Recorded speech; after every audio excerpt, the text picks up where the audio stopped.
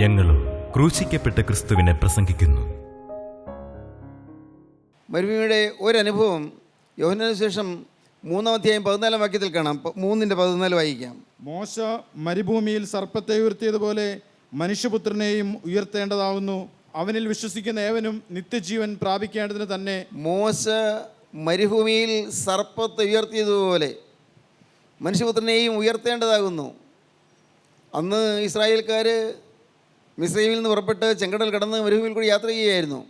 സീനായ് മരുഭൂമിയിൽ കൂടെയുള്ള യാത്ര, വിശാലമായ മരുഭൂമി, അങ്ങ് നീണ്ട് പരന്ന് കിടക്കുന്ന മണലാരണ്യം. അവർ 6 ലക്ഷം പേരുണ്ടായിരുന്നു. ഈ 6 ലക്ഷം ഇസ്രായേൽക്കാർ മരുഭൂമിയിൽ കൂടി ഇങ്ങ് നീങ്ങുകയാണ്. അവരങ്ങ് പോകുമ്പോൾ ആദ്യം അവർക്ക് മരുഭൂമിയിൽ വെള്ളമില്ലാതെ വിഷമിച്ചു. അപ്പോൾ മാറായിലെ വെള്ളം കിട്ടി. പക്ഷേ മാറായിലെ വെള്ളം കയ്പുള്ളതായിരുന്നു. കയ്പുള്ള വെള്ളം ദൈവം മധുരമാക്കി കൊടുത്തു. ദൈവത്തിന് സ്തോത്രം. എന്നാൽ അതിനുശേഷം മുന്നോട്ട് പോയപ്പോൾ അവർ ചിലരെ പാപം ചെയ്തു. ഇസ്രായേൽക്കാർ ദൈവത്തോട് മത്സരിച്ചു. അവരെ മിസ്രൈമിൽ നിന്ന് കൂട്ടിക്കൊണ്ടുപോകുന്ന, ഈജിപ്തിൽ നിന്ന് കൂട്ടിക്കൊണ്ടുപോകുന്ന ദൈവത്തോട് അവർ മത്സരിച്ചു. ദൈവത്തെ അവർ അവിശ്വസിച്ചു. ദൈവത്തിൻ്റെ സ്നേഹത്തെ അവർ അവിശ്വസിച്ചു. ദൈവത്തെ അവർ ആദരിച്ചില്ല. പോരാ, അവരവിശ്വസിച്ചു. കഷ്ടമായിപ്പോയി. ചെങ്കടൽ കടത്തിക്കൊണ്ട് വന്നതാണ്. വിശാലമായ ചെങ്കടൽ ഉണങ്ങിയ നിലമാക്കി ആ ചെങ്കടൽ കൂടി അവരെ കടത്തിക്കൊണ്ട് വന്നു. 2 3 അല്ല 10 20 ആളുകൾക്കുള്ള അല്ല, 6 ലക്ഷം പേർക്ക് 6 ലക്ഷം പേർക്ക് നീങ്ങത്തക്കവണ്ണം എന്തുമാത്രം സ്ഥലമാണ് ചെങ്കടലിൽ ഉണങ്ങിയ സ്ഥലമാക്കിയത്. 2 ഭാഗത്തേക്കും കടലങ്ങോട്ട് വെള്ളം തെറുത്ത് മാറി. അങ്ങനെ ജനം ദൈവത്തിൻ്റെ കൃപയാൽ മരുഭൂമിയിലേക്ക് പ്രവേശിച്ചു. ചെങ്കടൽ കടന്നു, മരുഭൂമിയിൽ വന്നു. എന്നാൽ അപകടം, അവർക്ക് മരുഭൂമിയിൽ അവർക്ക് തോന്നി, ഇവിടെ ഞങ്ങൾക്ക് എന്തുണ്ട്, ഞങ്ങൾക്ക് സുഖമായിട്ട് അവിടെ മിശ്രയുമായിരുന്നു നല്ലത്. അവിടെയാണെങ്കിൽ മത്തങ്ങ, ഉള്ളി തുടങ്ങിയ സാധനങ്ങളൊക്കെ ഉണ്ടായിരുന്നു. മരുഭൂമിയിലൊന്നുമില്ല, ഞങ്ങൾക്ക് ഭക്ഷിക്കാൻ എന്തുണ്ട് എന്നൊക്കെ പറഞ്ഞവർ ദൈവത്തോട് മത്സരിച്ചു. മത്സരമായിരുന്നു അവരുടെ ആകത്തുക. ദൈവം കൂട്ടിക്കൊണ്ടു പോകുന്ന ജനമാണെങ്കിലും എന്നും മത്സരിച്ചു കൊണ്ടിരുന്നു. നമ്മൾ പലരും അങ്ങനെയാണ്. ദൈവം വിളിച്ചു, ദൈവം വേർതിരിച്ചു, ദൈവം കൂട്ടിക്കൊണ്ട് പോകുന്നു. പക്ഷേ മത്സര ചിന്തകൾ വരുന്നു. പരിശുദ്ധാത്മാവോട് മത്സരിക്കുന്നു, പരിശുദ്ധാത്മാവിൻ്റെ വഴികളോട് മത്സരിക്കുന്നു, പരിശുദ്ധാത്മാവിൻ്റെ വചനത്തോട് മത്സരിക്കുന്നു. മനുഷ്യ സഹജമായ സ്വഭാവമാണത്, മത്സരം. ദൈവത്തോട് മത്സരിക്കുന്നു. ദൈവത്തോടാണ് മത്സരിക്കുന്നവർക്ക് തോന്നിയില്ല. ഈ മോശ വരുത്തും കാരണമാണ് ഞങ്ങൾക്ക് ഈ കരുതി വന്നതെന്ന് അവർ ചിന്തിച്ചത്. ഞങ്ങളെ കൂട്ടിക്കൊണ്ടുവന്ന ഈ മോശ കാരണം ഞങ്ങൾക്ക് ഈ അപകടമൊക്കെ പറ്റി. അവിടെ എങ്ങാനും കിടന്നാൽ മതിയായിരുന്നു. കഷ്ടപ്പെട്ട് പണിതാലും അവിടെ കിടന്നാൽ മതിയായിരുന്നു. ആ ഈജിപ്തിൽ കിടന്നിരുന്നെങ്കിൽ ഈ കഷ്ടപ്പാടൊന്നും ഉണ്ടാവില്ലായിരുന്നു. ഇതെന്താ ഭയങ്കരമായ ഉഷ്ണക്കാറ്റ്, ചുട്ടുപഴുത്ത മണൽക്കാട്. എങ്ങനെ പോകും? എങ്ങനെ ഈ മരുഭൂമി കിടക്കും? ഒരു വെള്ളം കിട്ടാനില്ല. അങ്ങനെയെല്ലാം വലഞ്ഞ് വിഷമിച്ച് അവരെ ഇടയ്ക്കിടയ്ക്ക് മത്സരിച്ചു കൊണ്ടിരുന്നു. അപ്പോഴപ്പോൾ ദൈവം അവർക്ക് ആഹാരം കൊടുത്തുകൊണ്ടുവരുന്നു. മുകളിൽ നിന്ന് മന്ന പൊഴിച്ചു കൊടുത്തുകൊണ്ടിരുന്നു. അവർക്ക് വിശിഷ്ട ഭക്ഷണം വേണമെന്ന് പറഞ്ഞ്, മാംസം വേണമെന്ന് പറഞ്ഞപ്പോൾ കാടപ്പക്ഷിയെ അവർക്ക് പിടിക്കാൻ പാകത്തിന് പറക്കുമാറാക്കി. ദൈവം അനുഗ്രഹങ്ങൾ തന്നുകൊണ്ടിരുന്നു. പക്ഷേ അവർക്കതൊന്നും തൃപ്തിയായില്ല. ജനം എന്നും മത്സരികളായിരുന്നു. അവർ ഇങ്ങനെ മത്സരിച്ച് മുമ്പോട്ട് പോയപ്പോൾ ഒരു സമയത്ത് അവർക്ക് കൊടിയ മത്സരം ഉണ്ടായി. ദൈവത്തോടല്ല, മോശയോട്. ദൈവം നേരെ അവർക്ക് കാണാൻ കിട്ടുന്നില്ലല്ലോ. അപ്പോൾ കാണാൻ കിട്ടുന്ന മോശയല്ലേ. മോശയോട് മത്സരിച്ചു. ദൈവം അത് കണ്ടപ്പോൾ ദൈവത്തിന് സഹിച്ചില്ല. ദൈവം അവർക്ക് ഒരു ശിക്ഷ കൊടുത്തു. അവരുടെ പാളയങ്ങളിലേക്ക് തീപ്പാമ്പുകളെ കടത്തി. അഗ്നിസർപ്പങ്ങൾ, തീപ്പാമ്പുകൾ, തീ പോലെ മിന്നിത്തിളങ്ങുന്ന പാമ്പുകൾ ഇങ്ങനെ കൊടിയ മിന്നും പോലെ പാളയത്തിൽ കൂടി ഓടി നടക്കും. കാണുന്നവരൊക്കെ കടിക്കും. കടിക്കുന്നവർ വിഷമേറ്റ് ബോധം പറഞ്ഞ് അവരോരോരുത്തരായി മരിക്കുന്നു. ജഡം കൂട്ടക്കരച്ചിലായി, നിലവിളിയായി. അയ്യോ കഷ്ടം, ഞങ്ങൾ ഈ മരുഭൂമിയിൽ ഈ സർപ്പത്തിന് കടിയേരി ചാകാനാണോ ഞങ്ങൾ കൊണ്ടുവന്നത്? അപ്പോഴും മോശയ്ക്കെതിരായിട്ടാണ് ചിന്ത വരുന്നത്. മോശ മരുഭൂമിയിൽ മുട്ടുമടക്കി. ആ മരുഭൂമിയിൽ ഉണങ്ങിയ മരുപ്പറമ്പിൽ മോശ മുട്ടുമടക്കി. മോശ ദൈവത്തിലേക്ക് കൈ ഉയർത്തി. മോശ നിലവിളിച്ചു, കർത്താവേ, ഈ ജനം വലയുന്നല്ലോ, ഈ ജനം അഗ്നിസർപ്പത്തിൻ്റെ കടിയേറ്റ് മരിക്കുന്നല്ലോ. കർത്താവേ, എന്താണ് പോംവഴി? അവരെന്നെയാണ് ചീത്ത വിളിക്കുന്നത്, എന്നോടാണ് മത്സരിക്കുന്നത്. കർത്താവേ, എന്താ പോംവഴി? ജനത്തിന് വേണ്ടി മോശ പ്രാർത്ഥിച്ചപ്പോൾ ദൈവം ഒരു ഒഴിയഴി കൊടുത്തു. അതാണ് പിച്ചള സർപ്പം. പിച്ചള കൊണ്ട് ഒരു പാമ്പുണ്ടാക്കാൻ ദൈവം പറഞ്ഞു. പിച്ചള കൊണ്ട്, ബ്രാസ്, പിച്ചള കൊണ്ടൊരു പാമ്പുണ്ടാക്കുക. ആ പാമ്പിനെ മുകളിൽ കൊടിമരത്തിന് മുകളിൽ കെട്ടി തൂക്കുക. എവിടെ നോക്കിയാലും കാണാം ആ പാമ്പിനെ, എവിടെ നോക്കിയാലും കാണാം. ആ പാമ്പിലേക്ക് നോക്കുന്നവർക്ക് വിഷം മാറിക്കിട്ടും. അതൊരു പുതിയ വാർത്തയായിരുന്നു അവർക്ക്. വിശ്വസിച്ചവർ നോക്കിയവർക്കെല്ലാം വിഷം മാറി കിട്ടി, അവർ ജീവിച്ചു. പക്ഷേ പലരും നോക്കാൻ മടിച്ചു. മോശയ്ക്കൊരു സയൻറ്റിഫിക് നോളജ് ഇല്ല, ശാസ്ത്രീയ ബോധമില്ല. എന്ത് വിട്ടിത്തമാണ് ഈ പറയുന്നത്? അങ്ങ് ദൂരെ പിച്ചളപ്പത്തേക്ക് നോക്കിയാൽ എൻ്റെ ശരീരത്തിൽ കയറിയ വിഷം എങ്ങനെ ഇറങ്ങാനാണ്? ശരീരത്തിൽ വിഷം കയറിയത് കുത്തിവയ്ക്കുകയോ അല്ലെങ്കിൽ മരുന്ന് കഴിക്കുകയോ ഒക്കെ ചെയ്താൽ മനസ്സിലാക്കാം. ശരീരത്തിൽ ഒന്നും ചെയ്യാതെ നേരെ നോക്കിയാൽ മാത്രം മതി. അങ്ങ് ദൂരെ മരുഭൂമിയുടെ മധ്യത്തിൽ നാട്ടിലിരിക്കുന്ന പിച്ചൾ സർപ്പത്തേക്ക് നോക്കിയാൽ എൻ്റെ ശരീരത്തിലെ വിഷം എങ്ങനെ ഇറങ്ങാനാണ്? മോശ ഒരു പഴഞ്ചനായിപ്പോയി. ഇന്നത്തെ ശാസ്ത്രീയ ബോധമൊന്നും മോശയ്ക്കില്ല. അങ്ങനെ പറഞ്ഞതായിട്ട് വേദവസ്ഥയിലില്ല, ഞാൻ ഭാവനി പറയുകയാണ്. ഇങ്ങനെ അവർ സംശയാലുക്കളായി. അങ്ങനെ സംശയാലുക്കളായി നോക്കാത്തവരെല്ലാം മരിക്കുകയും ചെയ്തു, സർപ്പത്തിൻ്റെ കടിയേറ്റ് മരിച്ചു. എന്നാൽ ചിലർ നോക്കി, വിശ്വാസത്തോടെ നോക്കി. ആ വചനം അവരുടെ മുമ്പിലുണ്ടായിരുന്നു. ദൈവത്തിൻ്റെ വചനം ഇതാണ്: പിച്ചസർപ്പത്തെ നാട്ടുക, അതിലേക്ക് നോക്കിയാൽ രക്ഷപ്പെടും. അഗ്നിസർപ്പത്തിൻ്റെ കടിയേറ്റ ആരും അതിലേക്ക് നോക്കിയാൽ രക്ഷപ്പെടും എന്നാണ് ദൈവത്തിൻ്റെ വചനം. വചനത്തിൻ്റെ ശക്തിയുണ്ട് അതിൽ. വെറുതെ ഒരു പിച്ചളപ്പാമ്പിന് തൂക്കിയാലൊന്നും രക്ഷപ്പെടില്ല. ആ പിച്ചളപ്പാമ്പിന് തൂക്കിയതിന് പിന്നിൽ ഒരു വചനമുണ്ട്, ദൈവത്തിൻ്റെ വചനമുണ്ട്. ദ വേർഡ് ഓഫ് ഗോഡ്, ദൈവത്തിൻ്റെ വചനം അവിടെയുണ്ട്. ആ വചനം ശക്തിയുറ്റ വചനമാണ്, ദൈവത്തിൻ്റെ ജീവനും ചൈതന്യമുള്ള വചനമാണ്. ആ വചനം അവരെ സ്വീകരിച്ചു, വചനം സ്വീകരിച്ചു, വചനപ്രകാരം അനുസരിച്ചു, വചനപ്രകാരം നോക്കി, അപ്പോൾ രക്ഷപ്പെട്ടു. ഞാൻ ഭാവനയിൽ കാണാറുണ്ട്, ഒരാൾ അങ്ങ് വിഷം ബാധിച്ച് ബോധം കെട്ട് പോകാൻ തുടങ്ങുകയാണ്. ഭാവനയിലാണ്, അങ്ങനെ വ്യവസ്ഥയിലില്ല, വെറുതെ എൻ്റെ ഭാവന അങ്ങനെ ചിന്തിച്ചെന്ന് മാത്രം. അപ്പോൾ അല്പം കഴിഞ്ഞാൽ വിഷം ബാധിച്ച് പിന്നെ ഒന്നും വയ്യാതാവും, മരിക്കും, ഉറപ്പാണ്. അപ്പോഴാണ് ഒരാൾ ഓടി വന്നു, സ്നേഹിത നീ മരിക്കേണ്ട ആവശ്യമില്ല, അതുകൊണ്ട് ആ പിച്ചള സർപ്പത്തിലേക്ക് നോക്കിയാൽ മതി. ആ പിച്ചള സർപ്പത്തിൻ്റെ പിന്നിൽ ദൈവത്തിൻ്റെ വചനമുണ്ട്. ആ വചനമാണ് ആ പിച്ചള സർപ്പത്തിൽ കൂടി നമുക്ക് ലഭിക്കുന്നത്. അതുകൊണ്ട് ദൈവം നിയമിച്ച ആ പിച്ചള സർപ്പത്തിലേക്ക് നോക്കിയാൽ രക്ഷപ്പെടാം. അവനാ വിഷമിച്ച് ബോധം കിടാൻ തുടങ്ങുമ്പോഴേക്കും അങ്ങ് ചെരിഞ്ഞ് കിടന്നുകൊണ്ട് പിച്ചള സർപ്പത്തിലേക്ക് ഒന്ന് നോക്കി. എന്തൊരത്ഭുതം! പെട്ടെന്ന് അവന് ചൈതന്യം വന്നു, വിഷം മാറി. ആ വിഷം മാറിക്കഴിഞ്ഞാൽ ഊർജ്ജസ്വതയായി. അവൻ അടുത്ത കൂടാരത്തേക്ക് ഓടി. അവിടെ ഇതുപോലെ മരിക്കാൻ തുടങ്ങുകയാണ്. അയ്യോ നിങ്ങളാരും മരിക്കേണ്ട ആവശ്യമില്ല, പിച്ചള സർപ്പം നാട്ടിയിട്ടുണ്ട്, അങ്ങോട്ട് നോക്കിയാൽ മതി, രക്ഷപ്പെടാം പറഞ്ഞു. അവരും രക്ഷപ്പെട്ടു. അവരും പിന്നെ കൂട്ടത്തോടെ ഓരോ പാളയത്തിലേക്ക് ഓടുകയാണ്. അയ്യോ ആരും മരിക്കേണ്ട, കുഴപ്പമില്ല, ആരും മരിക്കേണ്ട ആവശ്യമില്ല, അവിടെ പിച്ചള സർപ്പത്തിലേക്ക് നോക്കിയാൽ മതി, രക്ഷപ്പെടാം. ദൈവത്തിന് സ്തോത്രം, ദൈവത്തിന് വലിയ നാമം മുഹൂർത്തപ്പെടട്ടെ. പ്രിയപ്പെട്ടവരെ, നോക്കിയോ രക്ഷ പ്രാപിച്ചു. അതാണ് വേദപുസ്തകം പറയുന്നത്, കർത്താവ് പറയുന്നത്, മോശ മരുഭൂമിയിൽ സർപ്പത്തെ ഉയർത്തിയതുപോലെ മനുഷ്യപുത്രനെയും ഉയർത്തേണ്ടതാകുന്നു. അവനിൽ വിശ്വസിക്കുന്ന ഏവനും നിത്യജീവൻ പ്രാപിക്കേണ്ടത് തന്നെ. യേശുക്രിസ്തുവിൽ വിശ്വസിച്ചാൽ നിത്യജീവൻ പ്രാപിക്കും. ഈ സർപ്പം ദൃഷ്ടാന്തമായിരിക്കുന്നത്, ഈ മോശ മരുഭൂമിയിൽ ഉയർത്തിയ സർപ്പം ദൃഷ്ടാന്തമായിരിക്കുന്ന കർത്താവായ യേശുക്രിസ്തുവിനെയാണ് വരാനിരിക്കുന്ന കർത്താവായ യേശുക്രിസ്തുവിനെ ചൂണ്ടിക്കാട്ടിക്കൊണ്ടാണ് പണ്ട് മോശ മരുഭൂമിയിൽ സർപ്പത്തെ ഉയർത്തിയത്. വരാനിരിക്കുന്ന യേശുവിൻ്റെ ഒരു മുൻ ദൃഷ്ടാന്തം. അക്ഷരീയമായി യേശു പിന്നീട് മരുഭൂമിയിൽ ഉയർത്തപ്പെട്ടു. ഗോകുൽത്താ കുന്നിൽ കർത്താവ് ഉയർത്തപ്പെട്ടു. കർത്താവ് കാൽവറി മലമേൽ ഉയർത്തപ്പെട്ടു, ക്രൂസിന്മേൽ ഉയർത്തപ്പെട്ടു. സർപ്പത്തിന് കടിയേറ്റവർ പിച്ചള സർപ്പത്തിലേക്ക് നോക്കിയാൽ രക്ഷപ്പെടുമെന്ന് പറഞ്ഞതുപോലെ ഏതൊരു സ്ഥലത്തു നിന്നും ആരും എത്ര കൊടും പാവിയായാലും കഠിന വിഷം വ്യാപിച്ചവനാണെങ്കിലും ശരീരമാസകലം മദ്യത്തിൻ്റെയും കഞ്ചാവിൻ്റെയും മയക്കുമരുന്നിൻ്റെയും എല്ലാം ആകത്തുകയായ ജീവിതം വ്യസമായി പോയവനാണെങ്കിലും നോക്കാം, ആ ക്രൂസിലേക്ക് നോക്കാം, ക്രൂസിനായ ക്രിസ്തുവിലേക്ക് നോക്കാം, അവൻ രക്ഷപ്പെടാം. ദൈവത്തിന് സ്തോത്രം. ഒരു സംഭവം ഞാൻ വായിച്ചു. ഒരു ചെറുപ്പക്കാരൻ ഞായറാഴ്ചയാണ്, പള്ളിയിൽ പോകണം. അവൻ്റെ അപ്പൻ്റെ അപ്പനും ഒരു സുവിശേഷകരാണ്. പക്ഷേ അവനൊരു അപ്പനും പ്രസംഗിക്കുന്നുണ്ടെങ്കിലും ഈ കൊച്ചന് അങ്ങനൊരു സുവിശേഷത്തോട് താല്പര്യം തോന്നിയില്ല. കുറ്റബോധമൊക്കെ ഉണ്ടെങ്കിൽ പോലും അങ്ങനെ ഒരു മാനസാന്തരം വന്നില്ല. അവൻ എന്തെങ്കിലും പള്ളിയിൽ പോകും, പള്ളി കാര്യങ്ങളിൽ ശ്രദ്ധയുള്ളവനാണ്. അന്നാണ് അവിടെ 1860 സംഭവം. അന്നാണ് അവിടെ ഒരു വലിയ മഞ്ഞിൻ്റെ കൊടുങ്കാറ്റ് വീശിയത്. ദേശത്തിങ്ങനെ മഞ്ഞങ്ങ് പെയ്യുകയാണ്. വലിയ കൊടുങ്കാറ്റ് വീശി മഞ്ഞിങ്ങനെ പെയ്തുകൊണ്ടിരിക്കുന്നു. വഴി കാണാൻ വയ്യ. അവൻ ഓർത്തു, അയ്യോ പള്ളിയിലേക്ക് പോകാൻ പറ്റുന്നില്ല, എന്തു ചെയ്യും?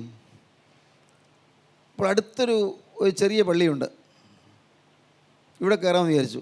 ആ ചെറിയ പള്ളിയിലേക്ക് അവൻ കയറി. അവിടെ ചെന്നപ്പോൾ അന്ന് ശുശ്രൂഷ നടത്തേണ്ട ആൾ വന്നിട്ടില്ല, പുരോഹിതൻ വന്നിട്ടില്ല, അത് ആരാധന നടത്തേണ്ട ആൾ വന്നിട്ടില്ല. അവിടെ അനൗൺസ് ചെയ്തു, ഇന്ന് നമ്മുടെ ആരാധന നടത്തേണ്ട ആൾ വരാൻ പറ്റുന്നില്ല, മഞ്ഞുവീഴ്ച കാരണം പോരാൻ പറ്റുന്നില്ല, അദ്ദേഹം പുറപ്പെട്ടെങ്കിൽ പോരാൻ പറ്റുന്നില്ല, തിരിച്ചു പോവുകയാണ് ചെയ്തത്. പക്ഷേ എന്നാൽ അതിന് പകരം ഇവിടെ ഒരു ചെറുപ്പക്കാരൻ വന്നിട്ടുണ്ട്, അദ്ദേഹത്തെ കൊണ്ട് വചനം പറയിപ്പിക്കുകയാണ് എന്ന് പറഞ്ഞു. ഒരു പരിചയമില്ലാത്തൊരു സാധു മനുഷ്യനാണ്. ഈ ചെറുപ്പക്കാരനെ നോക്കിക്കൊണ്ടിരിക്കുകയാണ് ഒരു സാധു മനുഷ്യൻ സ്റ്റേജിലേക്ക് വരുന്നത്. ഒരു കൺട്രി, ഒരു അപരിഷ്കൃതനായ ഒരാൾ, വലിയ ബുദ്ധിയോ ജ്ഞാനമോ കൊണ്ട് തോന്നുന്നില്ല, വലിയ പാണ്ഡിത്യത്വം കൊണ്ട് തോന്നുന്നില്ല, വലിയ പഠിപ്പുണ്ടെന്ന് തോന്നുന്നില്ല. ഒരു സാധാരണക്കാരൻ മനുഷ്യൻ ഈ സ്റ്റേജിലേക്ക് കയറി. ഈ ചെറുപ്പക്കാരൻ ഹാളിൽ, പള്ളിയുടെ ഹാളിൻ്റെ ഒരു ഭാഗത്ത് ഇരുന്നുകൊണ്ട് ശ്രദ്ധിക്കുകയാണ്. അപ്പോഴുണ്ട് ഈ മനുഷ്യൻ ഒരു വാക്യം എടുത്ത് വായിച്ചു. യെശയ്യാ പ്രവചനം 44-ാം അധ്യായം തോന്നുന്നു. സകല ഭൂവാസികളുമായുള്ളവരെ നിങ്ങൾ എങ്കിലേക്ക് തിരിഞ്ഞ് രക്ഷപ്പെടുവീൻ, ഞാൻ അല്ലാതെ വേറെ ദൈവമില്ലല്ലോ. നിങ്ങൾ എങ്കിലേക്ക് നോക്കി രക്ഷപ്പെടുവീൻ, എങ്കിലേക്ക് നോക്കുക. സർവ്വഭൂവാസികളുമായുള്ളവരെ, സകല ഭൂസീമാവാസികളുമായുള്ളവരെ നിങ്ങൾ എങ്കിലേക്ക് തിരിഞ്ഞ് രക്ഷപ്പെടുവീൻ, എന്നെ നോക്കുകയെന്ന്. എൻ്റെ പ്രസംഗം പറഞ്ഞു, നോക്കുന്നതിന് പഠിപ്പൊന്നും വേണ്ട, നോക്കിയാൽ മതി. അതിന് കോളേജ് വിദ്യാഭ്യാസം വേണ്ട, നോക്കിയാൽ മതി. അതിന് അക്ഷരാഭ്യാസം വേണമെന്നില്ല, നോക്കിയാൽ മതി. ഇങ്ങനെ വീണ്ടും വീണ്ടും പറഞ്ഞുകൊണ്ടിരിക്കുക. നിങ്ങൾ നോക്കിയാൽ മതി, രക്ഷപ്പെടും, നോക്കിയാൽ മതി. നിങ്ങൾ ഇത് തന്നെ പറഞ്ഞുകൊണ്ടിരിക്കുക. കാരണം പറയാൻ അറിയാൻ പാടില്ല. അദ്ദേഹത്തിന് അങ്ങനെ അതിനെക്കുറിച്ച് പരിചയമൊന്നുമില്ല. എങ്കിലും കിട്ടിയ അവസരങ്ങൾ അദ്ദേഹം ഇത് പറഞ്ഞു, സകല ഭൂസീമാവാസികളുമായുള്ളവരെ നിങ്ങൾ എങ്കിലേക്ക് രക്ഷപ്പെടുകയും, ഞാനില്ലാതെ വേറെ ദൈവമില്ലല്ലോ. ദൈവത്തിന് സ്തോത്രം. എപ്പോഴോ ഇടയ്ക്ക് കയറിയ ആ ചെറുപ്പക്കാരനെ കണ്ടു. അവൻ്റെ നേരെ വിരലിട്ടിട്ട് പറഞ്ഞു, നോക്കുക നീ രക്ഷപ്പെടും, ക്രൂസിലേക്ക് നോക്കുക നീ രക്ഷപ്പെടും, ക്രിസ്തുവിലേക്ക് നോക്കുക നീ രക്ഷപ്പെടും. അവൻ്റെ നേരെ കൈ കൊണ്ടിട്ട് പറഞ്ഞു, ക്രിസ്തുവിലേക്ക് നോക്കുക നീ രക്ഷപ്പെടും. പെട്ടെന്ന് അവൻ്റെ ഹൃദയത്തിലേക്ക് കൊള്ളിയ മിന്നുന്നത് പോലെ പെട്ടെന്ന് പ്രകാശം കടന്നു വന്നു. ഈ ചെറുപ്പക്കാരൻ അന്ന് രക്ഷയുടെ സന്തോഷത്തിലേക്ക് വന്നു. അവൻ ജീവിതം സമർപ്പിച്ചു.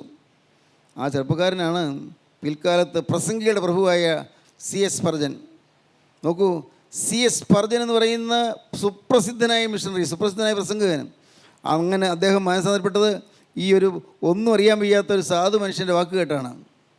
അവങ്കിലേക്ക് നോക്കുക രക്ഷപ്പെടും. സങ്കീർത്തന പുസ്തകത്തിൽ പറയും, 34 സങ്കീർത്തനത്തിൽ പറയും, അവങ്കിലേക്ക് നോക്കിയവർ പ്രകാശിതരായി, അവരുടെ മുഖം ലജ്ജിച്ചു പോയതുമില്ല. ക്രിസ്തുവിലേക്ക് നോക്കുക. പ്രിയപ്പെട്ടവരെ, ഇന്ന് നിങ്ങൾക്ക് രക്ഷ വേണമെങ്കിൽ, നിങ്ങൾക്ക് സമാധാനം വേണമെങ്കിൽ, മരുഭൂമിയിൽ നാട്ടിയ ആ പിച്ചളസർപ്പത്തിലേക്ക് നിങ്ങൾ നോക്കുക, അതേ കാൽവരി ക്രൂസിലേക്ക് നിങ്ങൾ നോക്കുക, ക്രൂസിലേക്ക് നോക്കുക. അതാണ് റോമർക്ക് എഴുതിയ ലേഖനം 3-ാം അധ്യായം 24-ാം വാക്യത്തിൽ പറയുന്നത്. നമുക്ക് വായിച്ച് കേൾക്കാം. ഒരു വ്യത്യാസവുമില്ല, എല്ലാവരും പാപം ചെയ്ത് ദൈവദേശം ഇല്ലാത്തവരായി തീർന്നു. അവൻ്റെ കൃപയാൽ ക്രിസ്തുയേശുവിലെ വീണ്ടെടുപ്പ് മൂലം സൗജന്യമായത്രേ നീതീകരിക്കപ്പെടുന്നത്. വിശ്വസിക്കുന്നവർക്ക് അവൻ തൻ്റെ രക്തം മൂലം പ്രായശ്ചിത്തമാകുവാൻ ദൈവം അവനെ പരസ്യമായി നിർത്തിയിരിക്കുന്നു. വിശ്വസിക്കുന്നവർക്ക് അവൻ തൻ്റെ രക്തം മൂലം പ്രായശ്ചിത്തമാകുവാൻ ദൈവം അവനെ പരസ്യമായി നിർത്തിയിരിക്കുന്നു. ക്രിസ്തു പരസ്യമായി നിർത്തപ്പെട്ടു. ക്രിസ്തുവിനെ പരസ്യമായി ആർക്കും കാണത്തക്കവണ്ണം ഗോകുൽത്തായിൽ ഉയർത്തപ്പെട്ടു. ദൈവത്തിന് സ്തോത്രം. പ്രിയപ്പെട്ടവരെ, ഇന്ന് നിങ്ങളുടെ ജീവിതത്തിലെ വരൾച്ച മാറണമെങ്കിൽ ക്രൂസിലേക്ക് നിങ്ങൾ നോക്കിയാൽ മതി. ക്രൂശ് തന്നിലേക്ക് നിങ്ങൾ നോക്കിയാൽ മതി. ക്രൂശിക്കൂടെ ക്രിസ്തുവിലേക്ക് നിങ്ങൾ നോക്കിയാൽ മതി. നിങ്ങളുടെ മനംമടുപ്പുകൾ മാറും, നിങ്ങളുടെ നിരാശകൾ മാറും, നിങ്ങളുടെ ആകുലങ്ങൾ മാറും. നിങ്ങളുടെ ജീവിതത്തിൽ നിത്യജീവൻ്റെ ഭാഗ്യം ലഭിക്കും. നിത്യജീവൻ അവൻ വിശ്വസിക്കുന്നവനും നിത്യജീവൻ പ്രാപിക്കും. നിങ്ങൾ മോശം അനുഭവിയിൽ സർപ്പത്തെ ഉയർത്തതുപോലെ മനുഷ്യപുത്രനെ ഉയർത്തേണ്ടാകുന്നു. അവൻ വിശ്വസിക്കുന്നവനും നശിച്ചു പോകാതെ നിത്യജീവൻ പ്രാപിക്കേണ്ടതിന് നശിക്കേണ്ടി വരികയില്ല, നിത്യ അന്ധകാരത്തിലേക്ക് പോകേണ്ടി വരികയില്ല. ക്രിസ്തുവിൻ്റെ ക്രൂസിലേക്ക് നോക്കുക. നിത്യമായ യാതനയിലേക്ക് പോകേണ്ടി വരികയില്ല, നിത്യമായ കുയിരുട്ടിലേക്ക് പോകേണ്ടി വരികയില്ല, നിത്യമായ ദണ്ഡനത്തിന് വേണ്ടി പോകേണ്ടി വരികയില്ല, നിത്യ നരകത്തിലേക്ക് പോകേണ്ടി വരികയില്ല. ക്രൂസിലേക്ക് നോക്കുക. രക്ഷയുടെ കേന്ദ്രം ഇതാ നാട്ടപ്പെട്ടിരിക്കുന്നു. സ്തോത്രം. ദൈവത്തിന് വലിയ നാമം മഹത്വപ്പെടട്ടെ. നിങ്ങൾക്ക് നോക്കാം ക്രൂസിലേക്ക്. ക്രൂസിലേക്ക് നിങ്ങൾ ശ്രദ്ധിച്ച് നോക്കാം. ദൈവത്തിന് സ്തോത്രം. കള്ളന്മാർ രണ്ടുപേരും കർത്താവിൻ്റെ ഇടത്തും വലത്തുമായി ക്രൂശിക്കപ്പെട്ടു. അവർ രണ്ടുപേരും നല്ല വേദനയിലാണ്. ശരീരത്തിൽ ഈ മുറിവേറ്റതുകൊണ്ട്, ആണി അടിച്ചുകൊണ്ട് നല്ല വേദന അവർക്കുണ്ടല്ലോ. എങ്കിലും ആ വേദന മധ്യത്തിൽ രണ്ടുപേരും ഈ യേശുവിനെ ദുഷിക്കുകയാണ്. എന്ത് കാര്യത്തിന് യേശുവിനെ ദുഷിക്കുന്നു? മരിക്കാൻ തുടങ്ങുമ്പോൾ യേശുവിനെ ദുഷിക്കുന്നത് എന്തൊരു കഷ്ടം. മരിക്കാൻ പോകണമെന്നവർക്കറിയാം, മരിക്കും, ഇനി രക്ഷയില്ല. അപ്പോൾ യേശുവിനെ ദുഷിക്കുന്നു. കാരണം യേശുവിനെക്കുറിച്ച് അവർക്കൊന്നും അറിഞ്ഞുകൂടാ. യേശുവിനെ ആളുകൾ പുകഴ്ത്തുന്നത് കേട്ടു, അത് അവർക്ക് മനസ്സിലാകുന്നില്ല. യേശുവിനെ സ്തുതിക്കുന്നു, അതും അവർക്ക് മനസ്സിലാകുന്നില്ല. യേശു ഏതോ രാജ്യദ്രോഹിയെന്നോ യേശു റോമൻ സർക്കാരിനെതിരായ വിപ്ലവകാരി എന്നൊക്കെയാണ് അവർ ധരിച്ചു വെച്ചിരിക്കുന്നത്. യേശുവിനെക്കുറിച്ച് അവർക്ക് ഒന്നും അറിഞ്ഞുകൂടാ. ഞങ്ങൾ രണ്ടുപേരും കൊള്ളക്കാരായിരിക്കുന്ന പോലെ തന്നെ യേശു ഒരു കൊള്ളക്കാരനായിരിക്കാം എന്നേ അവർക്കറിയാം, ഒന്നും അറിയാൻ പാടില്ല. പക്ഷേ യേശു ക്രിസ്തു ക്രൂശിൽ കിടന്നുകൊണ്ട് ഒരു വചനം പറഞ്ഞു, പിതാവേ, ഇവർ ചെയ്യുന്നത് ഇന്നത് എന്ന് ഇവരറിയായികയാൽ ഇവരോട് ക്ഷമിക്കണമേ. അത് ഞെട്ടിപ്പിക്കുന്ന വാക്കായിരുന്നു. വലത്തുഭാഗത്തെ കള്ളൻ പെട്ടെന്ന് കേട്ടു, അത് ഞെട്ടിപ്പോയി. അവൻ ഇതെന്താണിത്? ഇവിടെ ക്രൂശിച്ചവരോട് നമുക്ക് ദേഷ്യം, എനിക്ക് ദേഷ്യമല്ല, എൻ്റെ കൂട്ടുകാരനും ദേഷ്യം, ക്രൂശിച്ചവരോട്, എന്നെ ആണിയടിച്ച് തകർത്തവരോട് എല്ലാം ദേഷ്യം. പക്ഷേ ഇവിടെ യേശുവിനെ അതുപോലെ തന്നെ ക്രൂശിച്ചല്ലോ, ഈ വേദനയെല്ലാം യേശു സഹിച്ചല്ലോ, എന്നിട്ടും പറയുന്നു ഇവരോട് ക്ഷമിക്കണമേ എന്ന്. എന്തൊരു അത്ഭുതകരമായ സ്വഭാവമാണത്, അത്ഭുതകരമായൊരു സ്നേഹം. ഇതെന്താണ് മനസ്സിലായില്ല. അവൻ അപ്പോഴാണ് ആ യേശുവിനെ ശ്രദ്ധിച്ച് നോക്കുന്നത്. അതുവരെയും പലരും പറഞ്ഞ് കേട്ടിട്ടേ ഉള്ളൂ. അന്ന് അവൻ ശ്രദ്ധയോടെ നോക്കി, ശ്രദ്ധിച്ച് നോക്കി. അതുവരെയും പഴിച്ചുകൊണ്ടിരുന്നതാണെങ്കിലും വലത്തുഭാഗത്തെ കള്ളൻ അപ്പോൾ യേശുവിനെ ശ്രദ്ധിച്ച് നോക്കി. തൊട്ടടുത്ത് തന്നെ കിടക്കുകയാണ്. അവൻ്റെ തലതിരിച്ച് യേശുവിന് നേരെ ഒന്ന് നോക്കി. ദൈവത്തിന് സ്തോത്രം. വലത്തുഭാഗത്തിരിക്കുന്നവൻ യേശുവിനെ നോക്കി. ദൈവത്തിന് സ്തോത്രം. പ്രിയപ്പെട്ടവരെ, പെട്ടെന്ന് അവൻ്റെ മുഖം തെളിഞ്ഞു. ഒന്ന് നോക്കിയുള്ളൂ. ആ യേശു പറഞ്ഞ പ്രാർത്ഥനാ ശബ്ദം കേട്ടപ്പോൾ അവൻ യേശുവിനെ ഒന്ന് ശ്രദ്ധിച്ച് നോക്കി. അപ്പോഴാണ് സ്നേഹത്തിൻ്റെ മുഖം വിടർന്ന് വികസിക്കുന്നവൻ കണ്ടു. ആർദ്രത മാത്രം, സ്നേഹം മാത്രം, കാരുണ്യം മാത്രം. യേശുവിൻ്റെ തിരുമുഖത്തു നിന്ന് സ്നേഹം മാത്രം അങ്ങ് ഒഴുകുന്നു. അവൻ അത്ഭുതത്തോടെ നോക്കി. അവന് മനസ്സിലായി, ഞാനും ഈ എൻ്റെ കൂട്ടുകാരനും കള്ളന്മാരാണ്, കൊകർച്ചക്കാരാണ്, കൊലപാതകികളാണ്. ഞങ്ങൾക്ക് ശിക്ഷ സ്വാഭാവികമായി ഞങ്ങൾക്ക് കിട്ടേണ്ടത് തന്നെയാണ്, അതിൽ അത്ഭുതമില്ല. പക്ഷെ ഇവനോ പെട്ടെന്ന് മനസ്സിലായി, ഇവൻ അതിനകത്തൊന്നും ചെയ്തിട്ടില്ല എന്ന് മനസ്സിലായി. എങ്ങനെ മനസ്സിലായി? ആ ശബ്ദത്തിൻ്റെ പിന്നിൽ ഒരു അത്ഭുത ശക്തി ഉണ്ടായിരുന്നു. ക്രിസ്തുവിൻ്റെ ശബ്ദം, പിതാവേ, ഇവർ ചെയ്യുന്നത് ഇന്നത് എന്ന് ഇവരറിയായില്ലോ, ക്ഷമിക്കണമേ എന്ന് പറഞ്ഞതായ ശബ്ദത്തിൻ്റെ പിന്നിൽ ഒരു അത്ഭുത ശക്തി ഉണ്ടായിരുന്നു. ആ വചനം എൻ്റെ ഹൃദയത്തിലേക്ക് കടന്നു വന്നു. അവനെ തൊട്ടു ആ വചനം. എന്നാൽ അടുത്ത ഭാഗങ്ങളിലും കേട്ടില്ല ആ വചനം. പക്ഷേ അവനെ ആ വചനം തൊട്ടില്ല. വചനത്തെ അങ്ങ് പ്രത്യേകതയുണ്ട്. ചിലരെ വചനം തൊടുന്നു, ചിലരെ തൊടുന്നില്ല. ഇന്ന് നിങ്ങൾ ഈ വചനം കേൾക്കുമ്പോൾ നിങ്ങൾക്ക് ചിലർക്ക് പ്രയോജനം കിട്ടുന്നു, ചിലർക്ക് പ്രയോജനം കിട്ടുന്നില്ല. എന്തോ ചില വാക്കുകൾ കേട്ടു, ചില പ്രസംഗം കേട്ടു, എന്താ കൊള്ളാം, കുഴപ്പമില്ല എന്നൊക്കെ ഒരു തോന്നലുണ്ടായി എന്നുള്ളതല്ലാതെ ഞാൻ യേശുവിനെ നോക്കുന്നു, യേശുവിനെ കാണുന്നു, യേശുവിൻ്റെ വചനം കേൾക്കുന്നു, യേശുവിൻ്റെ ശബ്ദം കേൾക്കുന്നു, യേശുവിൻ്റെ അരികത്ത് ഞാൻ വന്നിരിക്കുന്നു എന്നുള്ളതായ ഒരു വാസ്തവമായ ബോധ്യം നിങ്ങൾക്ക് വളരെ കിട്ടുന്നില്ല. അതുകൊണ്ട് നിങ്ങൾക്ക് അനുഭവം കിട്ടുന്നില്ല, അനുഗ്രഹം കിട്ടുന്നില്ല. യേശുവിലേക്ക് അവൻ ശ്രദ്ധിച്ച് നോക്കി. വലതുഭാഗത്തെ കള്ളൻ അവൻ ശ്രദ്ധിച്ച്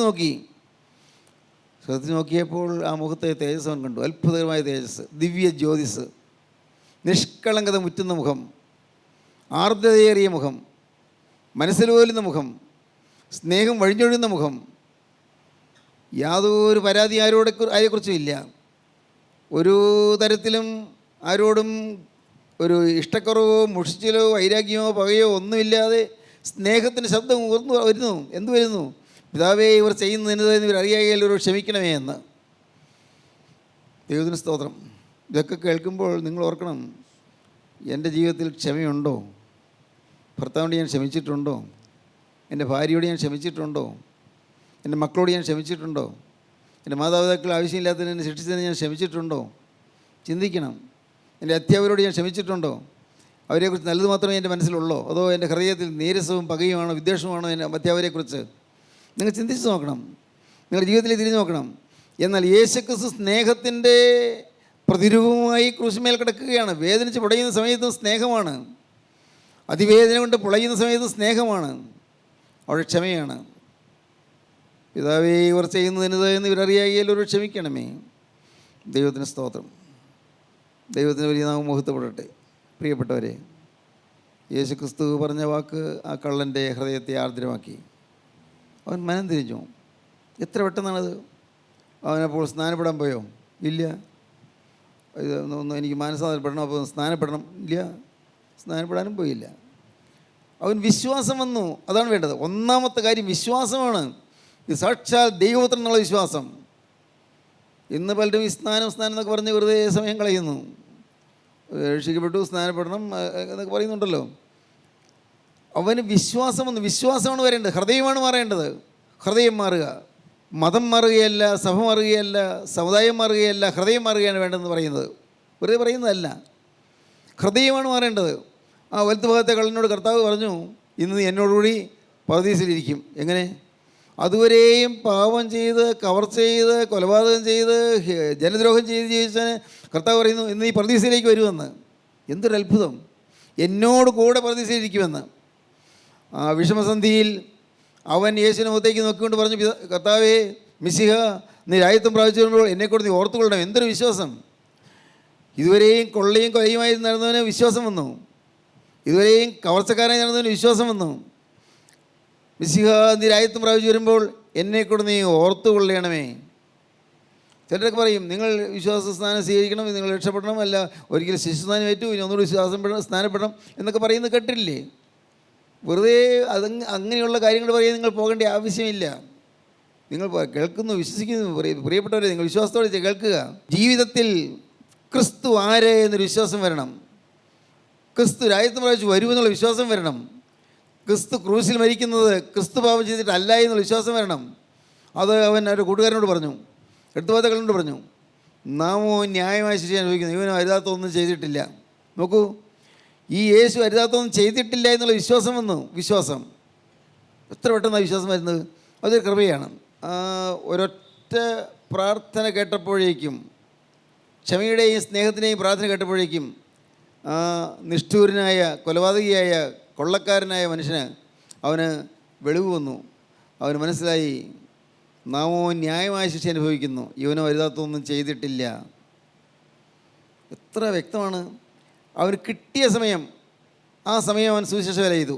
കിട്ടിയ സമയം അവൻ്റെ കൂട്ടുകാരനോട് സുവിശേഷം പറഞ്ഞു. ഇവനോ അരുതാത്തൊന്നും ചെയ്തിട്ടില്ല.